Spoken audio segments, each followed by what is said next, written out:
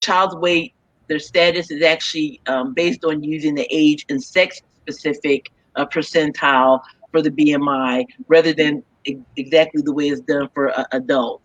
Okay, because children's body composition and stuff like that varies as they get older. So you can have like a 2-year old versus a 17-year old. They're still considered children, but you won't really necessarily hold them to the same criteria because the body composition is different. More fat here, more muscle there, that kind of thing. All right. And the CDC growth charts are actually most commonly used to measure the size and growth patterns of children and teens in the US. But y'all need to keep in mind that the BMI doesn't measure body fat directly. All right. But it's shown, it's like an indirect measurement and an alternative to the direct measurement of body fat. So please keep that in mind because you can have a really a big person, like an adult or even a child that has more lean, but they're still considered overweight, but they're not really. So just please keep that in mind as well, okay? So I just want to go over a couple of stats, and please, whoever's coming in, please feel free to say hi to us. We love to know that we have y'all support out there and know that y'all watching, so we can keep things moving. All right, so please do that whenever you chime in. So a couple of stats on childhood obesity. Um, Pediatric childhood and obesity is actually the most prevalent nutritional disorder. So yes, it is nutritional disorder in children and adolescents worldwide. There's approximately 43 million individuals that are obese, and 21 to 24% are children and adolescents are overweight. 16 to 18% of the individuals have abdominal obesity. The prevalence of obesity is highest among specific ethnic groups, and I'll talk about that in just a second. In the National Health and Nutritional Examination Survey, that's where we got this information, reported that the prevalence of obesity is on the increase in all pediatric age groups. So I know Dr. Carroll, one of her champion causes is helping to eliminate obesity, or especially have more awareness to eliminate obesity in her lifetime, because it's one of the big pandemics that she talks about. Um, Over like 90% of obesity causes are actually non-genetic and hormonal, and less than 10% are associated with genetic and hormonal causes. So, some people like to say, oh, being overweight runs in the family, and I understand that, but I'm going to actually talk about risk factors. And so you have to kind of think about it in the way I'm going to be presenting it, that, birds of a feather.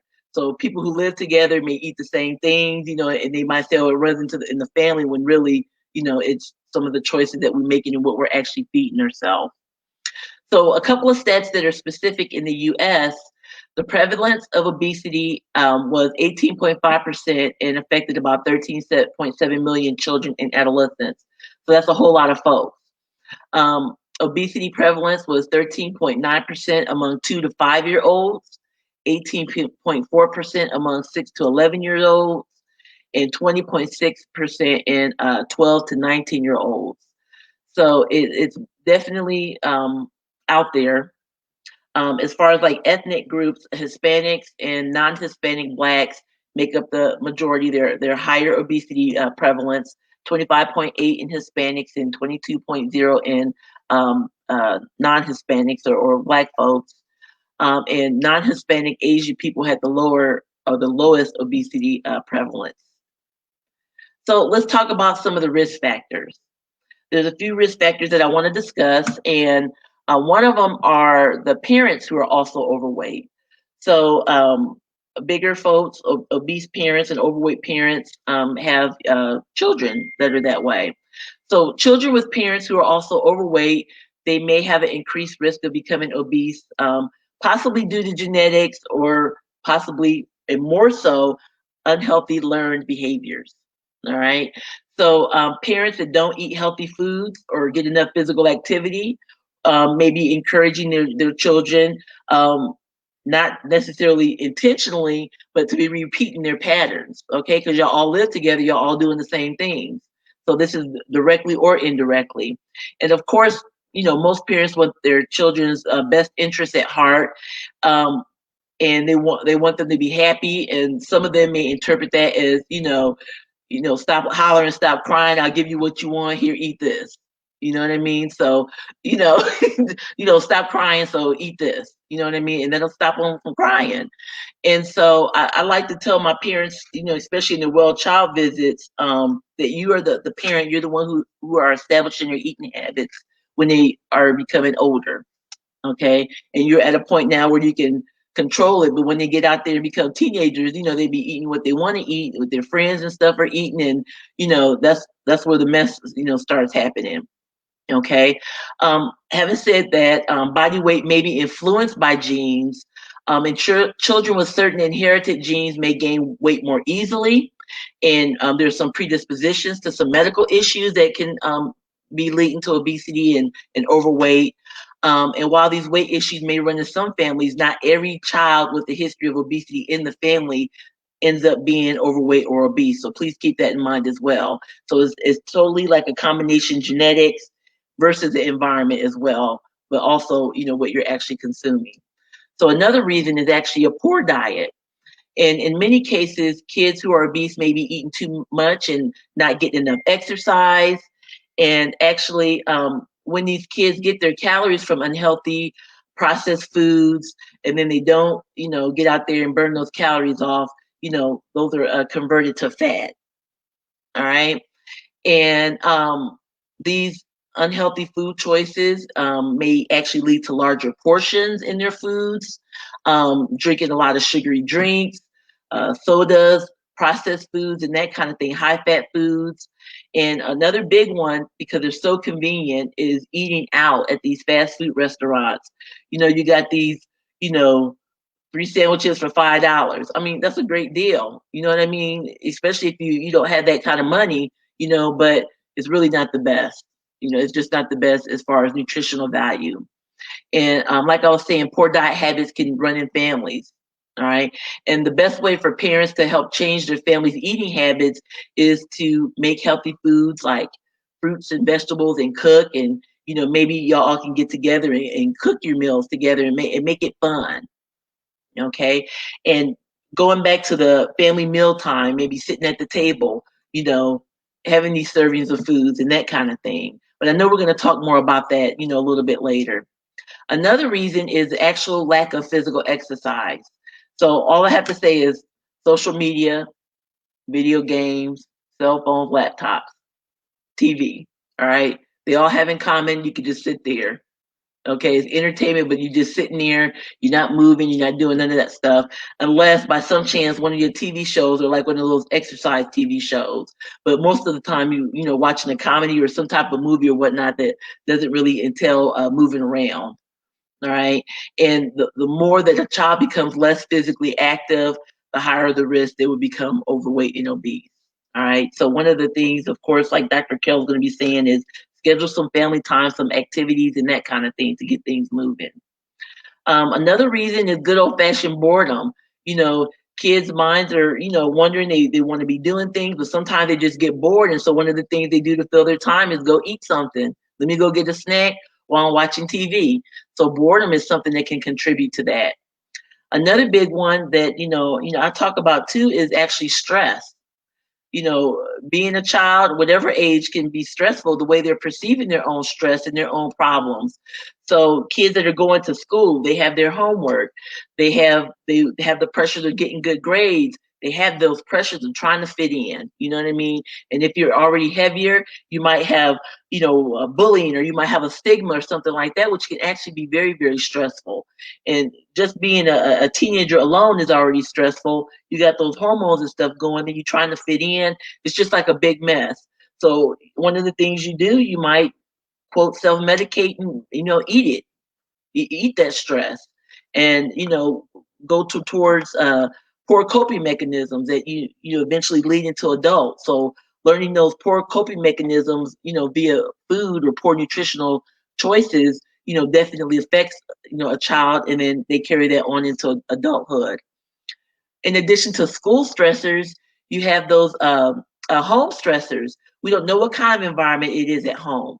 Ideally, you want to be in a loving home, supportive, parents getting together, money's not an issue. You get to go different places, but that's definitely not the case for a lot of kids that are growing up out there.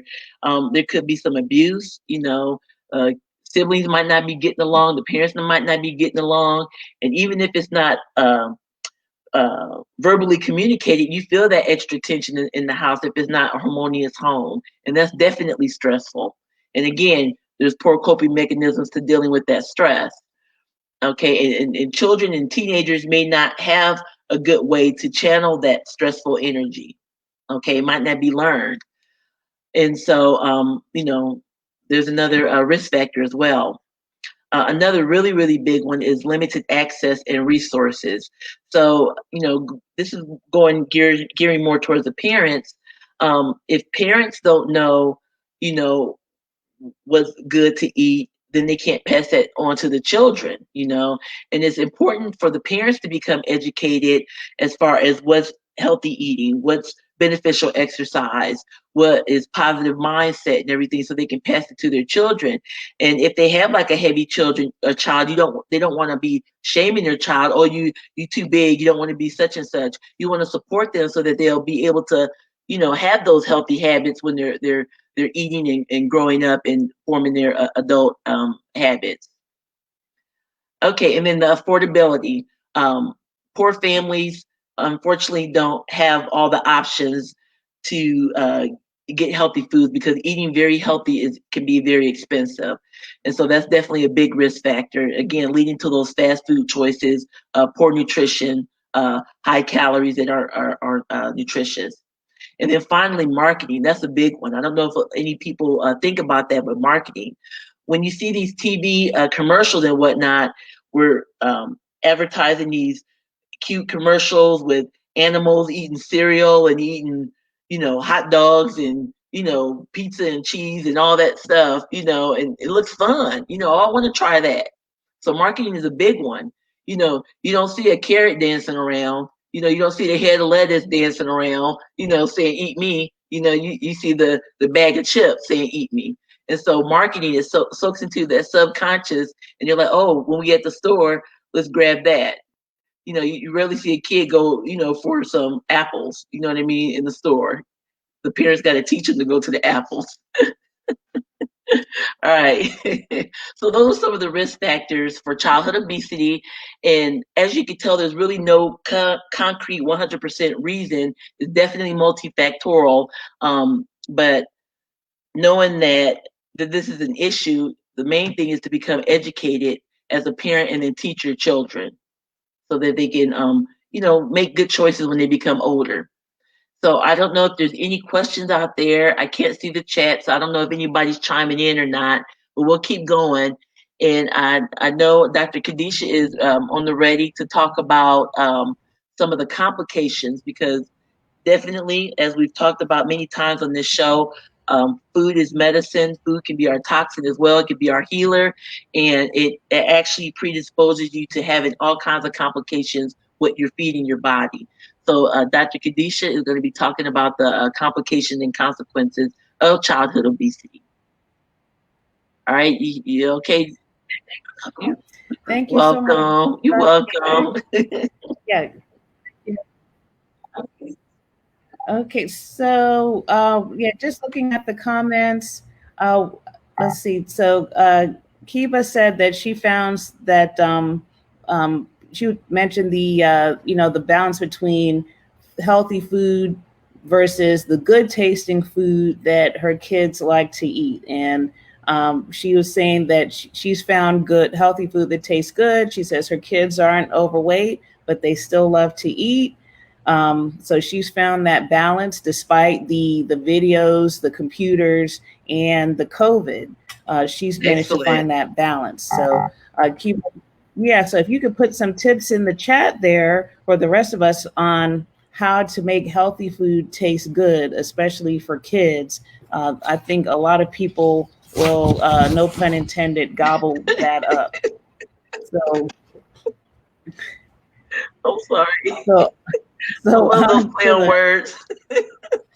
I'm always playing with words and alliterations, and so yeah, I referred to the pandemic pounds. We are dealing with the pandemic pounds, pediatric obesity. We all could use some tips on, especially as we go into the holidays. That's when we typically put on more weight. So now we're carrying, spring, summer weight into the holiday season. So we really need to get things under control. So because we have to worry about the consequences of obesity.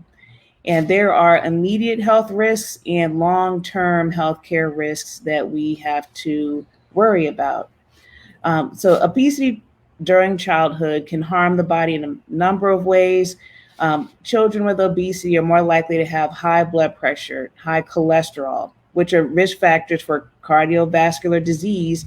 That's the top killer of, in the United States, if not one of them. Uh, in addition to that, there's the increased risk for impaired glucose tolerance, insulin resistance, and type 2 diabetes. It is amazing to meet in the ER people in their 20s, their early to mid 20s, who aren't type 1 diabetics. They're not juvenile diabetics. They are type 2 diabetics. They already have the condition that we typically don't worry about until our late 30s, 40s, 50s.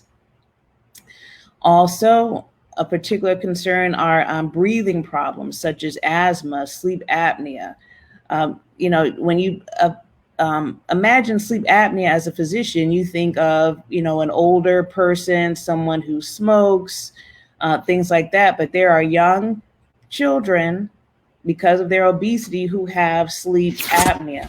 And according to the American Journal of Epidemiology, was an article published in 2013. They stated that among youth who developed asthma, those who were moderately or extremely obese had more frequent asthma flares requiring emergency department services and or oral steroids. And then the steroids, if you have to keep using steroids over a long term, that puts weight on you. It's like a vicious cycle. Studies have shown that obese patients with asthma are often prescribed a greater amount of the beta agonists, which are the inhalers, and oral steroids, and have more frequent emergency department visits and hospitalizations for these asthma flares than their normal weight counterparts. Also, there are other things like joint problems and musculoskeletal discomfort. Carrying extra weight that your frame is not meant to handle can literally be painful. And you have young people who have arthritis. I remember being in medical school with a beautiful young lady in my class who was morbidly obese, but she had to walk around with a cane because her arthritis was so bad, and she was in her 20s, and she eventually dropped out of my class because she had so many difficulties with it.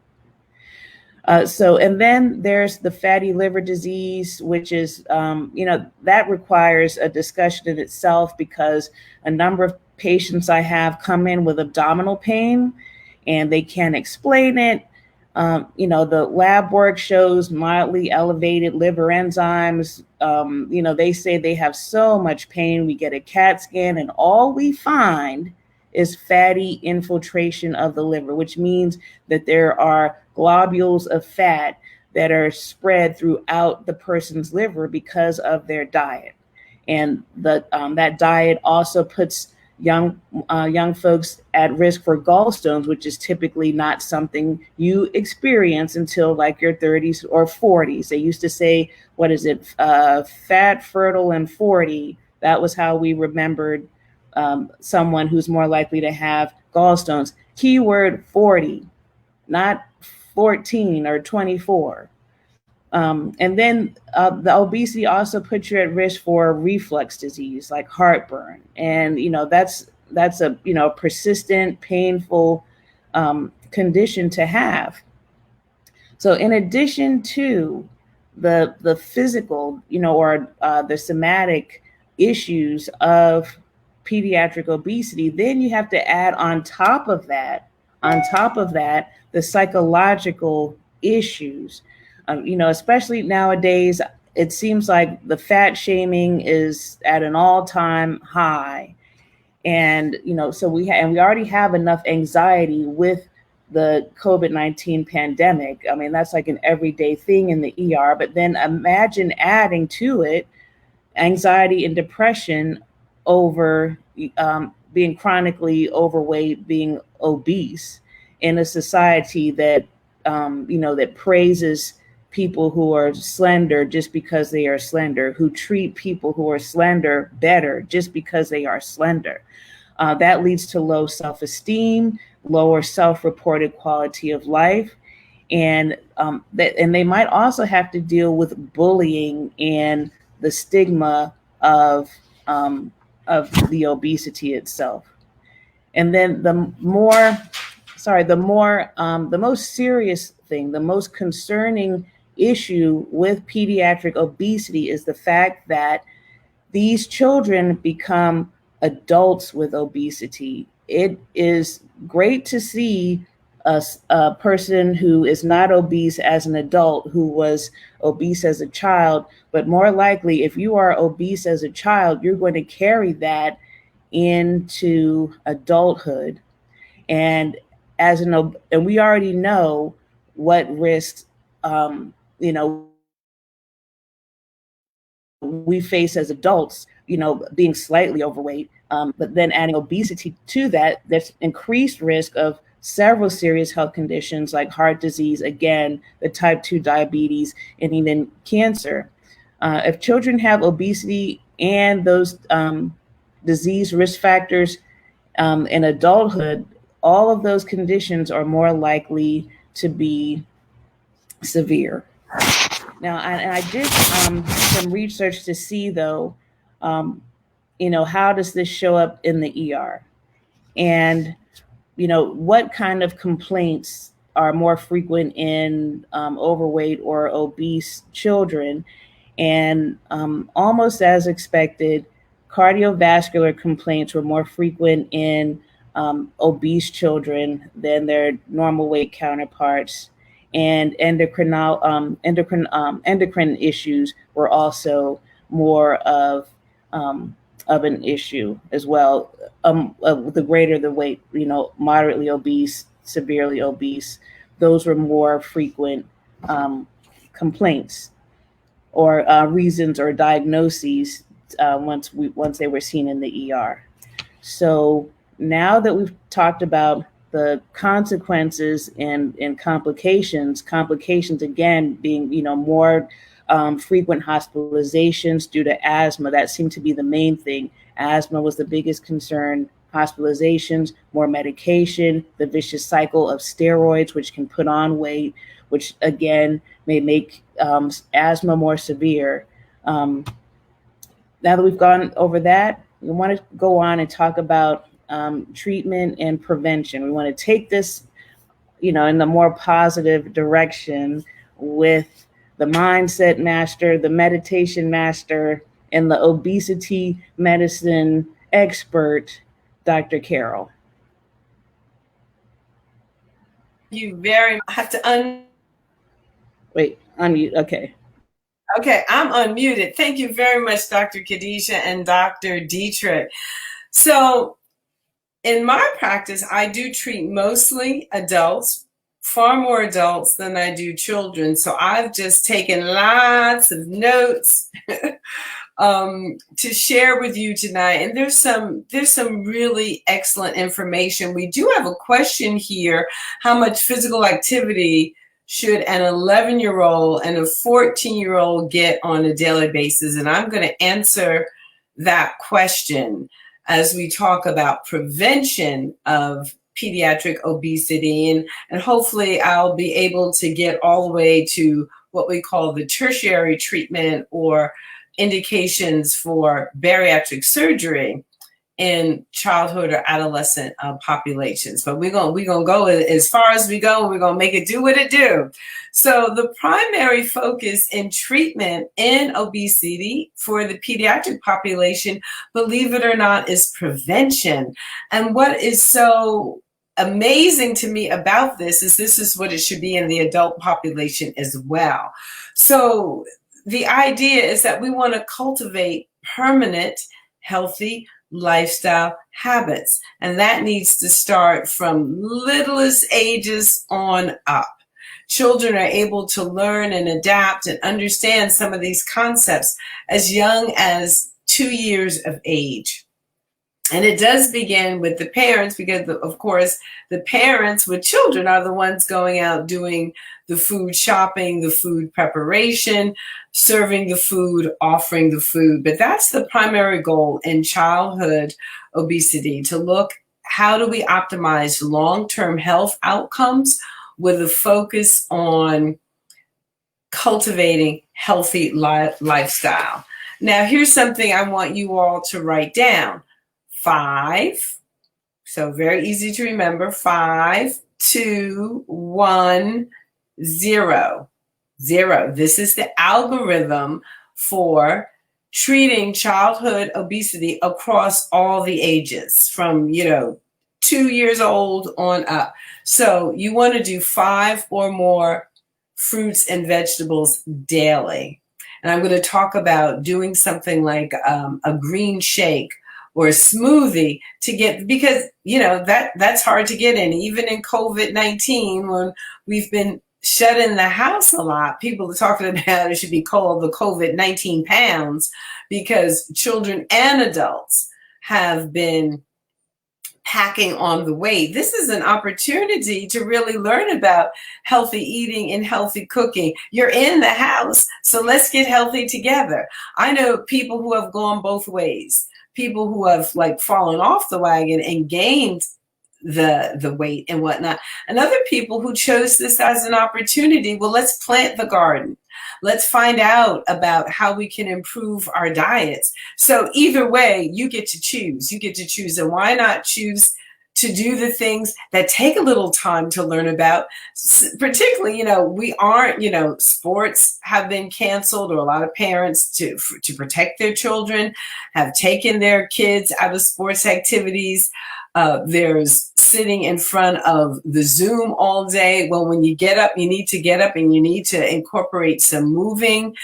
Mom and dad working at home, kids working from home. You can all, you can take movement breaks together where you get up and you put on some music and you just dance. But anyway, I digress. Let's get back to 5, 2, 1, 0. So 5 fruits and vegetables daily. And I do recommend that you start the day with some sort of green smoothie. And I'll throw out some ingredients for that at some point this evening. 2 hours or less of recreational screen time.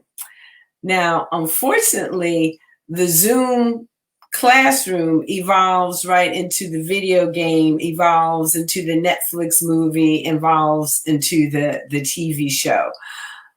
You really, as parents, I'm really asking my parents to stay on top of this. Stay on top of this. Get the kids away out of that virtual classroom situation. You've got to put the activity in. You've got to get them outside some kind of way. You've got to do this. Here's the answer. It's 1 hour or more of physical activity daily.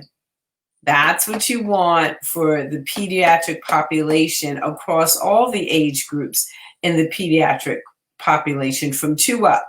1 hour or more of physical activity daily. So if they aren't in organized sports anymore, you have to get out. You have to, go take that walk. Take the walk together as a family. Do a little, jog together as a family. And 1 hour, it's critical for kids to get 1 hour or more.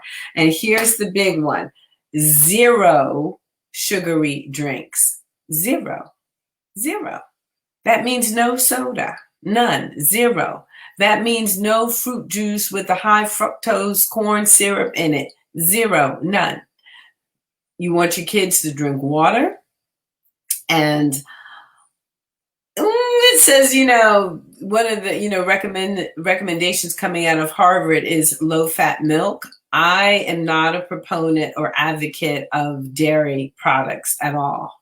So, I would say, your water, almond milk could be okay. Rice milk could be okay. I prefer the almond over rice, and coconut milk can certainly be okay. So I recommend either almond milk or coconut milk. I'm not even that big a proponent of rice milk, and I certainly don't recommend dairy or cow's milk.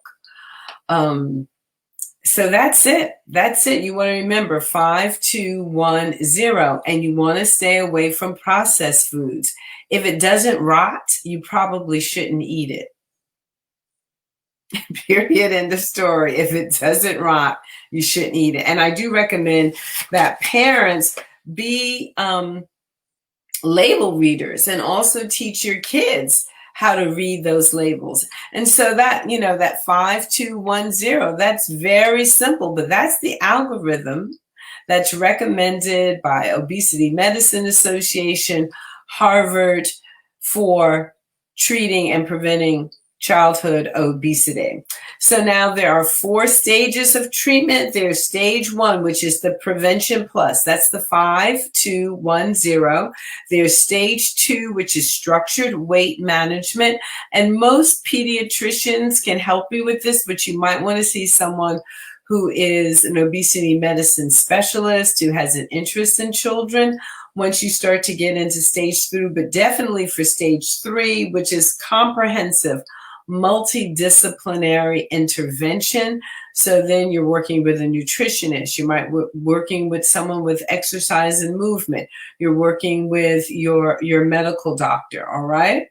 And then stage 4, tertiary care intervention. And that's when you get into your adolescent or pediatric surgeries. So let's go over those stages right now. I think I've got a few more minutes. Someone's saying they had coconut milk ice cream the other day and it was so good. It had cashews in it, non-dairy. Bing, bing, bing. It's delicious. It's delicious. It is delicious. So here we go. And I grew up because it was discovered when I was a baby, actually, that I had a sensitivity to cow's milk. Because you say, human babies need milk. And I know they don't. Human babies need human milk. And after they reach a certain stage of development of around 18 months, they don't need that. Because they're eating a varied diet at that point. They should be getting their nutrients from food. But, as long as, the mother-baby pair are nursing, however long that relationship goes on, human milk is ideally designed for baby humans and to develop a baby human. So, I haven't had a glass. If I can honestly say I haven't had a glass of milk in 62 years, 63 years, because I didn't grow up drinking milk at all. And most people become lactose intolerant at some point, and they run into GI distress, weight problems, weight gain, weight loss problems, and they don't realize it's because of the dairy products that they are ingesting. So that's no cheeses, that's no yogurts, none. You can maybe tolerate like a goat yogurt, or a sheep yogurt that's a little bit more digestible in the human digestive tract than cow's milk yogurt is. But here we go. Prevention plus 5210. You want to have a daily breakfast. You want to limit eating out, which is great during this COVID-19. Home cooked meals are much better for us. We want to have family meals. Dr. Dietrich, you mentioned that, the importance of the family meal, because it's also that mind, body, and spirit, sitting down, expressing gratitude together. You want to practice limit portion sizes. Allow the child to self-regulate their meals. Don't force feed or overly restrict. Every time the child has something emotional going on, don't just, reward with food or punish with food. Just don't do that.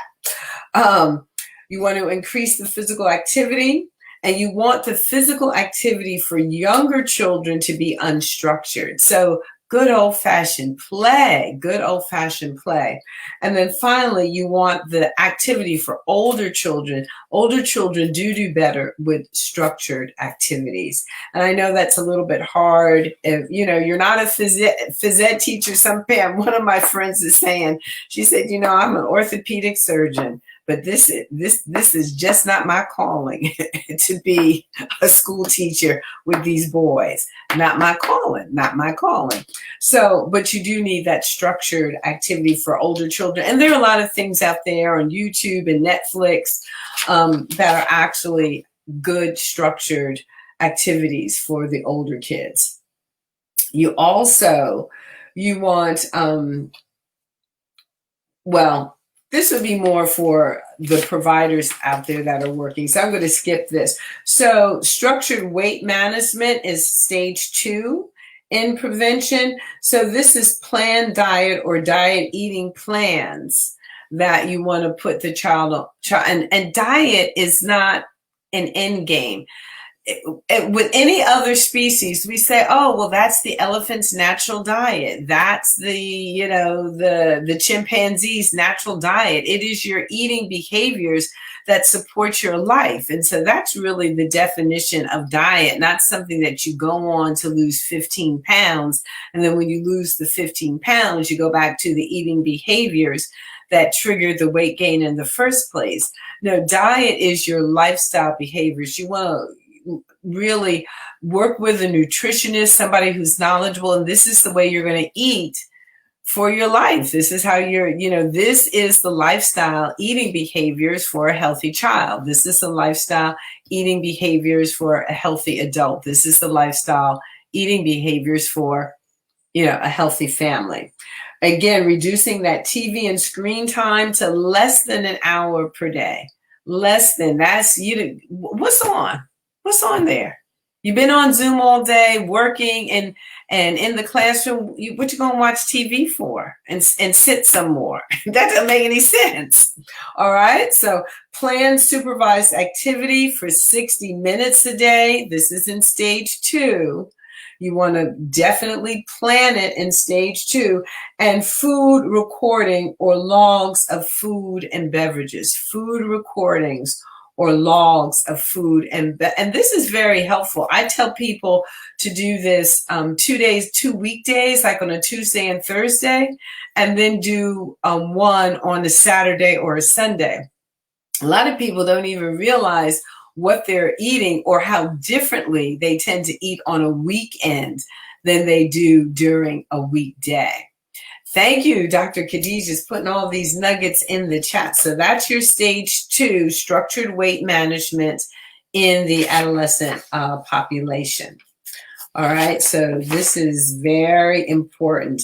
And when you're working with your medical professional, you want to have frequent visits. And if the medical professional isn't offering that, please reach out, go to the Obesity Medicine Association and get some recommendations for obesity medicine specialists. Reach out to me for sure. And hopefully I'd be able to, introduce you to somebody in your community or be able to evaluate and help you. Stage 3, so this is comprehensive and multidisciplinary.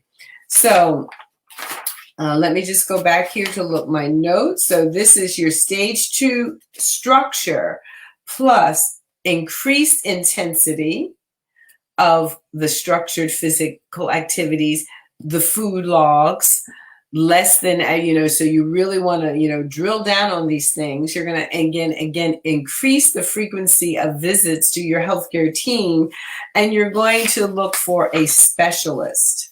You're going to look for it. So here in a structured program, we're looking for behavior modification, food monitoring, short-term diet, physical activity, and goal setting, as well as parental training to improve home environment. All right, so here's stage 4. I'm going to, wrap this up really quickly. So stage 4 targets adolescents with severe obesity after at least 6 months of stage 3 intervention. So you want to try the intense structured program first for at least 6 months before they could qualify for the tertiary, which is the surgical. Mature children capable of understanding risk, so typically it's not younger than the age of 13. They need to understand the risk and benefits of a surgical intervention.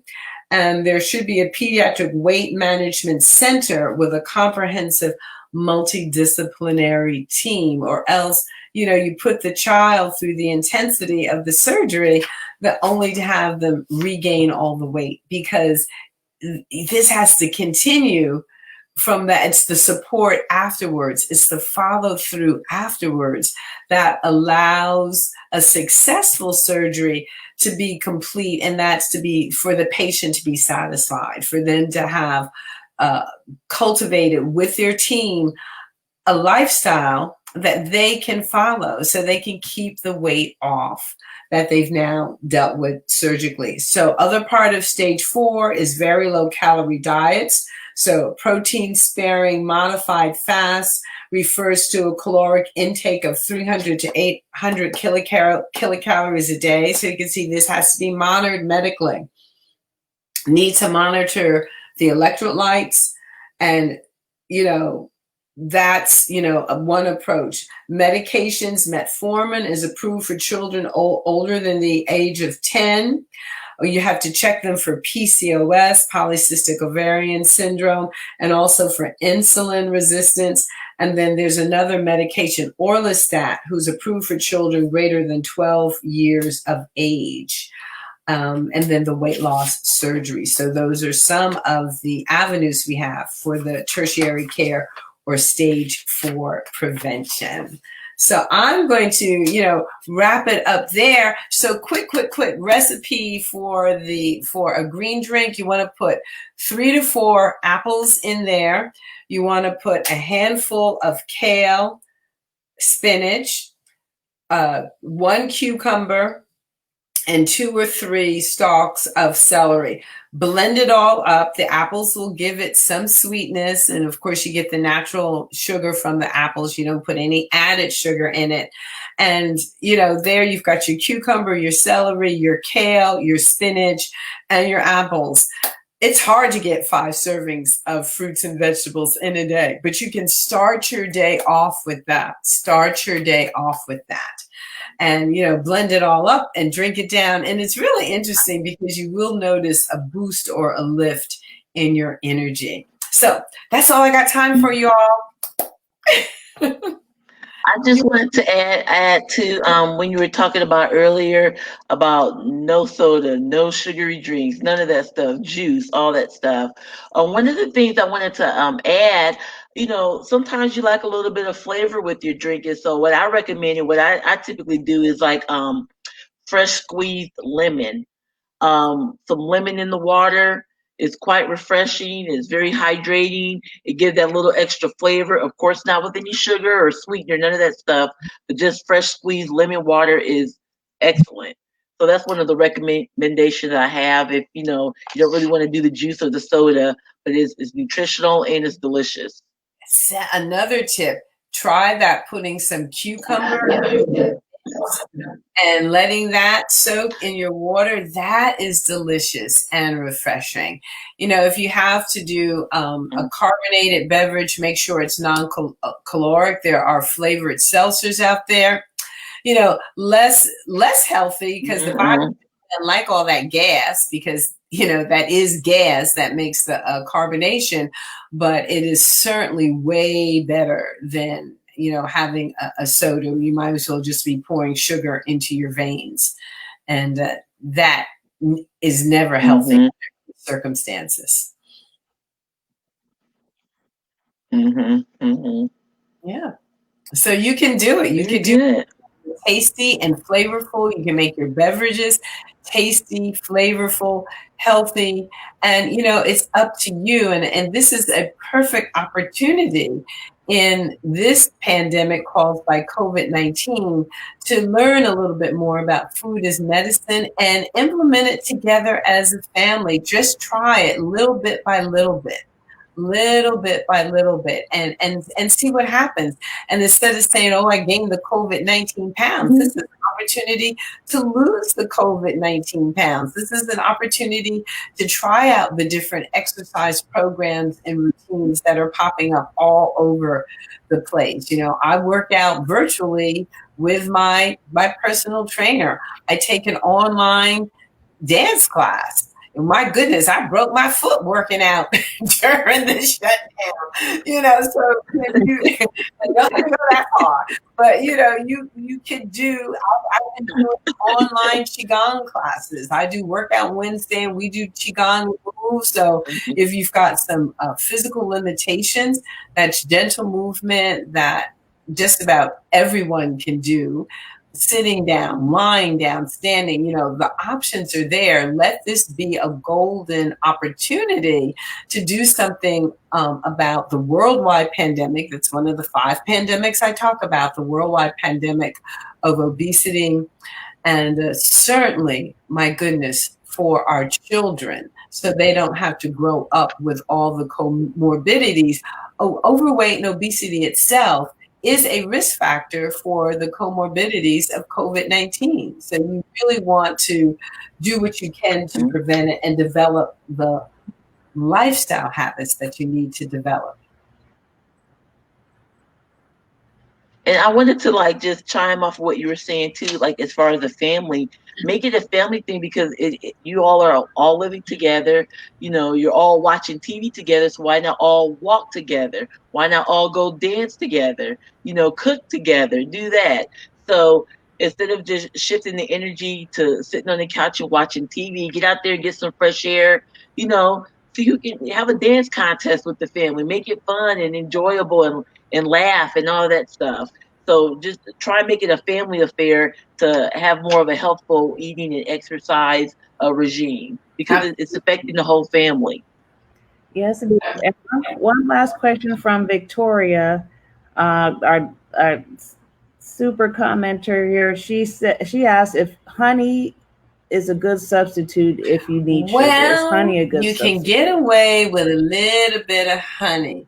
Now, if you really want to be a purist about it, you want to at some point you eliminated all sweeteners, even natural ones. You can take and just re-educate your taste buds. And it's funny when you start to add things back in, it's like, wow, it's so sweet. But yeah, you can, generally speaking, add a little bit of honey to sweeten things. And particularly if it's, honey from your area, that's really good to help with allergies.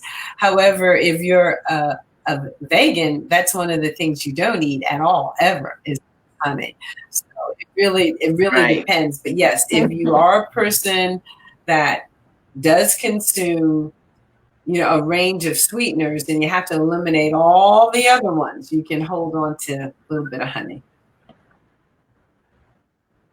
Okay, thanks so much, Dr. Carol. And there's 10 people in here. We want to thank everyone who is here, especially those who stayed throughout the discussion and who contributed their advice, experiences, and tips and all, and questions. We thank you so much. And if we're on 51 minutes here, so we'll close out, but do continue to like, share, comment, let us know of other topics that you'd like us to discuss in the future, that you would like to discuss with us in the future. And thank you so much. Thanks so much, Kiba, for coming in.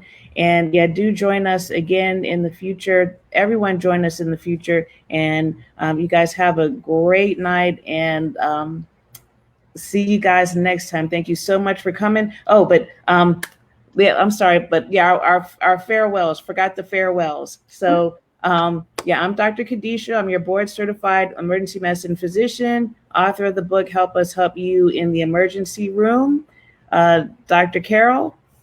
Hey, I'm Dr. Carol Penn, doubly board certified in family medicine and obesity medicine, and your master movement meditation and mindset coach, and author of Meditation in a Time of Madness, a guidebook for talented teens, tweens, their parents, and guardians who need to thrive. And I am Dr. Dietrich Gorman. I'm also known as America's Relaxation Doctor. I'm a best-selling author and speaker. And again, thank you all very much for joining us on this wonderful Monday. And we will see y'all on another episode of Perspectives in Primary Care. Bye, y'all.